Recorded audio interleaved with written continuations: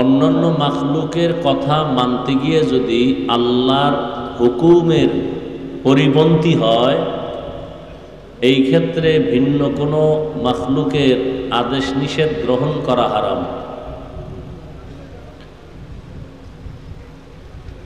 যদি অন্য কোনো ব্যক্তির কথা মানতে গেলে আল্লাহর হুকুমের বিপরীত না হয়, সেক্ষেত্রে হারাম না।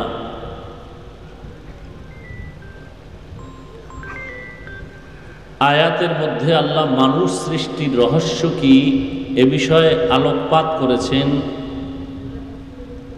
পৃথিবী নামক গ্রহে আল্লাহ মানুষ কেন পাঠাইছেন? এখান থেকে প্রথম কথা হলো, আমরা কেউ পৃথিবীতে আসি নাই, আল্লাহ পাঠিয়েছেন।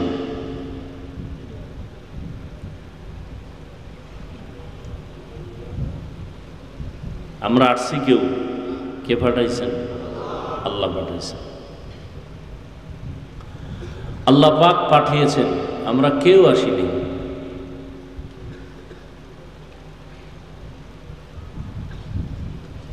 আবার যখন সময় হবে আল্লাহ নিয়ে যাবেন, আমরা কেউ থাকতে পারবো না। তাহলে কেউ যদি কাউকে পাঠায় কোথাও, বিনা কারণে পাঠায় না, উদ্দেশ্য থাকে, কারণ থাকে। আল্লাহ আমাদেরকে সৃষ্টি করেছেন,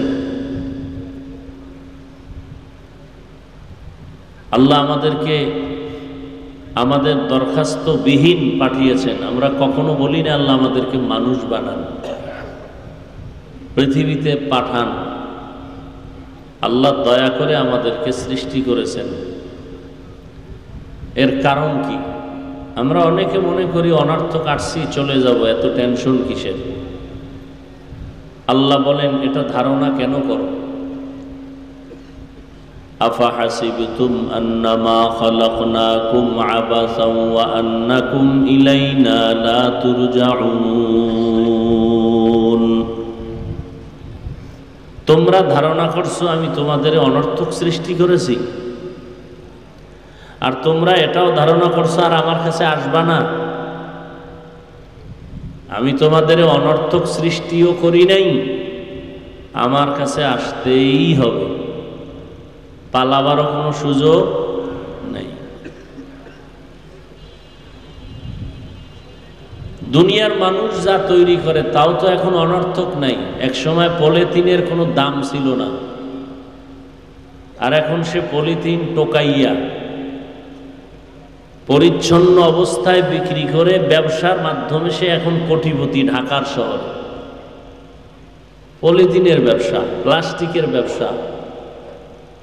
মানুষের বানানো জিনিস কেউ ফেলে দেয় না, তা আল্লাহর বানানোটা অনর্থক হবে কেন? আল্লাহ আমাদেরকে পাঠিয়েছেন, আমরা কেউ আসি নাই। কেন পাঠিয়েছেন? আল্লাহ বলেন ইবাদতের জন্য।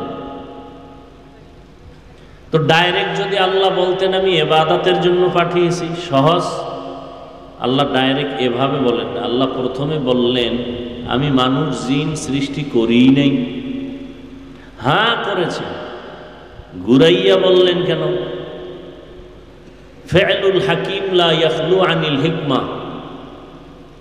জ্ঞানীদের কথা, কাজ জ্ঞান থেকে শূন্য না। আল্লাহ হলেন শুধু হাকিম না, আহকামুল হাকিমিন। সমস্ত জ্ঞানীদের থেকেও সীমাহীন জ্ঞান, যার কোনো তুলনা নাই। আল্লাহ এ কথা বলে মানুষের জেহেনকে পরিষ্কার করে বুঝাইলেন, ও মানুষ তোমাকে বানানো হয় নাই, তার মানে তোমার কোনো কাজ নাই দুনিয়ায়। কাজ একটা, ইবাদত। তোমার কাজ মাত্র একটা, ইবাদত।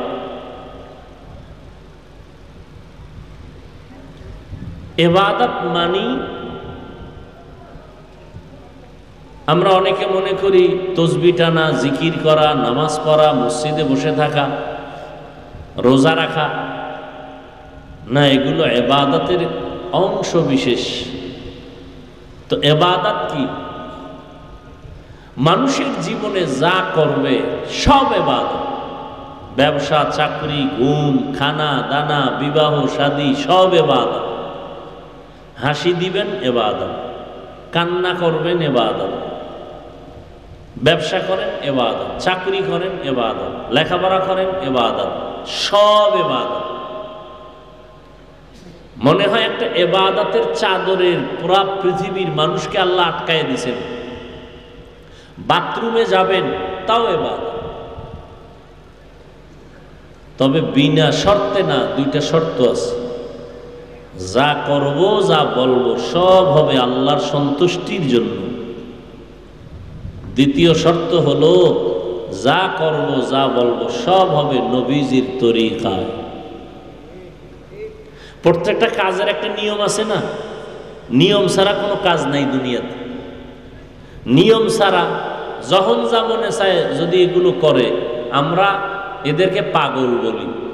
রাস্তায় পাগল, বাজারে পাগল, হাসে কান্দে দৌড়ায়, ওর কোনো নিয়ম নাই।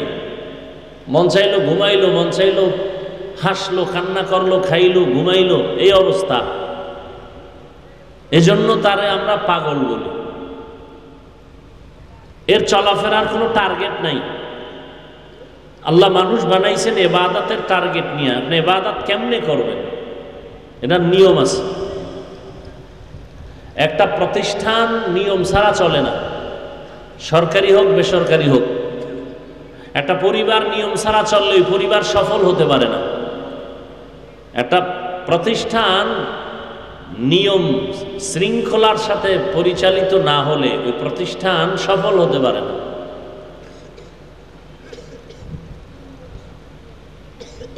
আরো সহজে বুঝেন, স্বাধীন জিন্দেগি, নিয়ম ছাড়া জিন্দেগির নাম স্বাধীন। পরাধীনতা নাই, মন চাইলে চললাম, ঘুমাইলাম, হাসলাম, কাঁদলাম, কোথাও গেলাম, এটাকে বলে স্বাধীন জিন্দেগি। স্বাধীন জিন্দেগির দাম নাই। যেমন রাস্তায় কুকুর আছে, কুকুর, অনেক কুকুর সারাদিন দৌড়ায়, কোনো খবর নাই, পাইলে খাইলো না পাইলে নাই, এ কুকুরের কোনো দাম নেই। কিন্তু যেই কুকুর মালিকের শিকল লাগায় চলতেছে, ওই কুকুরের মূল্য আছে, আছে না নাই? ঢাকা চিড়িয়াখানায় বাঘ আছে, হরিণ আছে, এগুলো অনেক মূল্য, কারণ এগুলো পরাধীন, স্বাধীন না। ঠিক মানুষ দুনিয়াতে স্বাধীন না।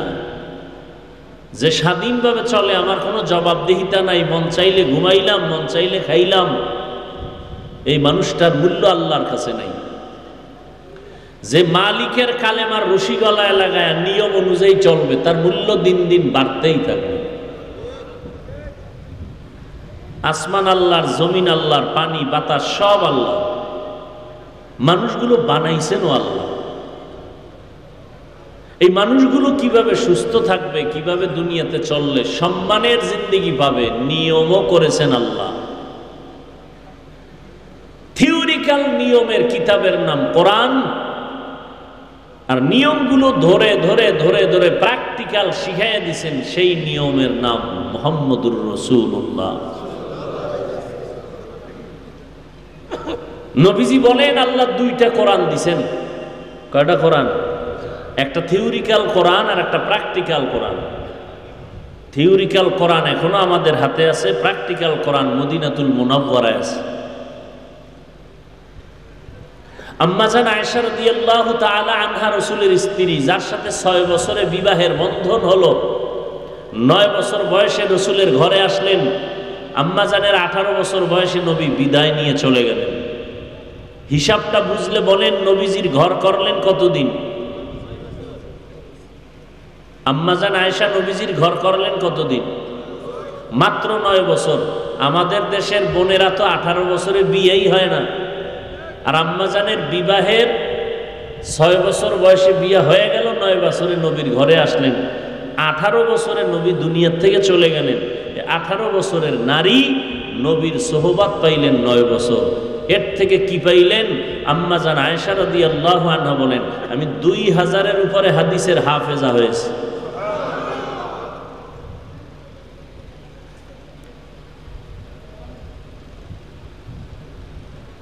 আম্মা জান আয়েশা রাদিয়াল্লাহু আনহা বড় একজন পৃথিবীর শ্রেষ্ঠ মুফাসসিরা, কোরআনের তাফসীর শ্রেষ্ঠ তাফসীর যিনি করেছেন আম্মা জান আয়েশা রাদিয়াল্লাহু আনহা। এত জ্ঞান আল্লাহ তাকে দিয়েছেন। কেবারে সাহাবা, বড় বড় সাহাবায়ে কেরামদের জটিল সমস্যার সমাধান আম্মা জান আয়েশা দিতেন, তাদের সব সমাধান হয়ে যেত। তো একদিন গিয়ে জিজ্ঞাসা করেন নবীজির বিবি আম্মাজানকে, নবীজির চরিত্র আদর্শ কি? আম্মাজান উল্টা প্রশ্ন করলেন, আফা তাকরাউনাল কোরআন, আপনারা কোরআন শরীফ তেলাওয়াত করেন না? ক্বালু বালা, হ্যাঁ করি। আম্মাজান বললেন, কানা খুলুকুহুল কোরআন, রসুলের আদর্শই হলো কোরআন।